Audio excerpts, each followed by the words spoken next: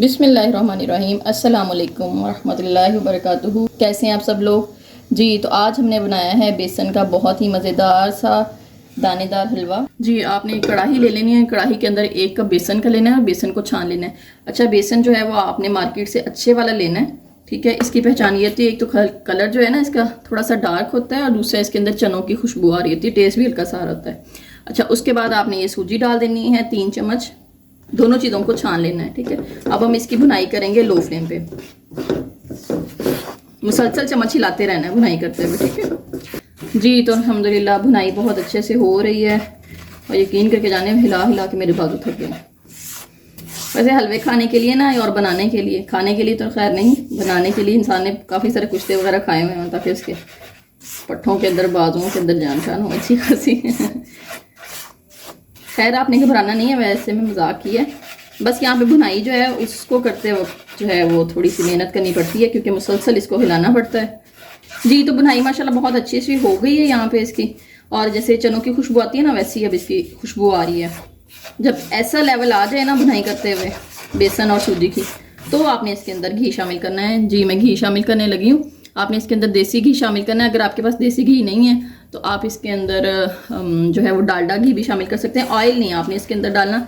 ये मैंने आधा कप से थोड़ा सा ज़्यादा इसके अंदर घी शामिल किया है, ठीक है। और चम्मच जो है वो साथ साथ आपने मुसलसल हिलाते चले जाना है। बिस्मिल्लाहिर्रहमानिर्रहीम। अब आपने इसको मिक्स करना है अच्छे तरीके से। अच्छा ये मैंने घी जो है यहाँ पे थोड़ा कम क्यों लिया है, इसकी रीज़न मैं आपको आगे जाके बताती हूँ, ठीक है। इसलिए आपको मैंने कहा था कि आपने कोई स्टेप जो है वो मिस नहीं करना।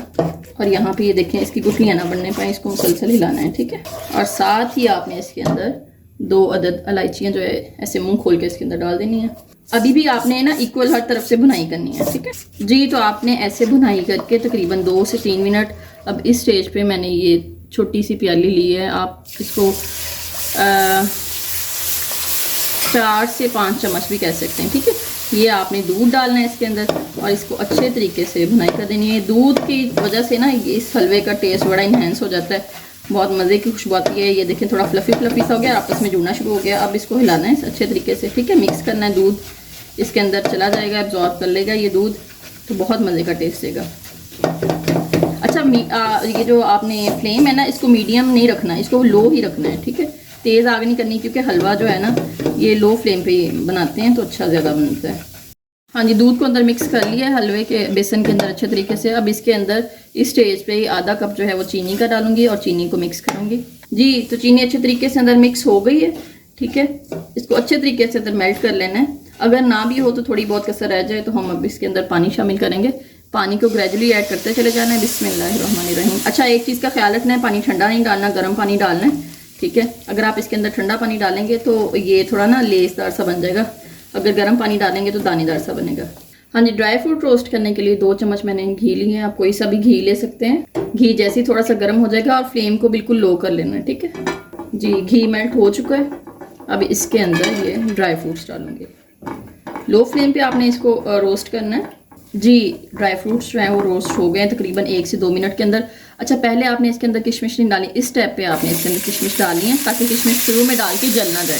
अच्छा यहाँ पे जो मैंने आपको शुरू में घी मैंने ऐड किया था, मैंने आपको बताया था कि आपने जो है वो घी थोड़ा सा कम लेना है। उसकी रीज़न ये थे कि यहाँ पे मैंने ऑयल जो है वो थोड़ा सा घी मैंने थोड़ा सा ज़्यादा लिया है, ठीक है। तो जब ये हलवे के अंदर डलेगा तो उसके अंदर घी जो है वो बराबर हो जाएगा जी। अब यहाँ पे चूल्हा बंद कर लेना इसको उतार के जी। तो अच्छे से भुनाई हो गई और ये देखें पानी भी इसके अंदर ड्राई हो गया।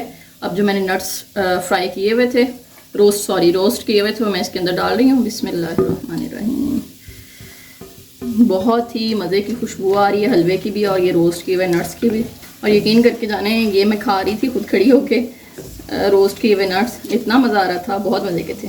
जब आप इनको रोस्ट कर लेते हैं ना तो बहुत मज़ा आता है, इनका टेस्ट ही डिफरेंट हो जाता है, क्रंची क्रंची सा। चलें अब ये हमारा फाइनल हो चुका है। अब मैं इसको डिश आउट करती हूँ फिर आपको दिखाती हूँ। बस यहाँ पे आपने ज़्यादा भुनाई नहीं करनी जी। तो अल्हम्दुलिल्लाह बहुत ही मज़ेदार बेसन का हलवा जो है वो तैयार हो चुका है।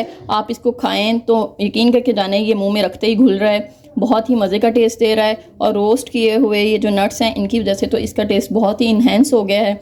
आप इसको चाय के साथ भी सर्व कर सकते हैं, वैसे भी खा सकते हैं, जिस तरीके से भी खाएंगे ये माशाल्लाह बहुत मज़े का टेस्ट देगा। आप इस रेसिपी को ज़रूर ट्राई करें। मुझे कमेंट सेक्शन में आकर बताइएगा कि आपकी ये रेसिपी कैसी बनी है। अगर आप हमारे चैनल पर नए हैं तो इस चैनल को ज़रूर सब्सक्राइब करें और बेल आइकन को ज़रूर दबाएं ताकि हमारी हर आने वाली नई वीडियो आपको मिल सके। जी तो नेक्स्ट मिलते हैं बहुत अच्छी मज़ेदार मीठी नमकीन सी रेसिपीज़ के साथ। तब तक के लिए अपना बहुत बहुत ख्याल रखिएगा। बहुत शुक्रिया। अल्लाह हाफिज़।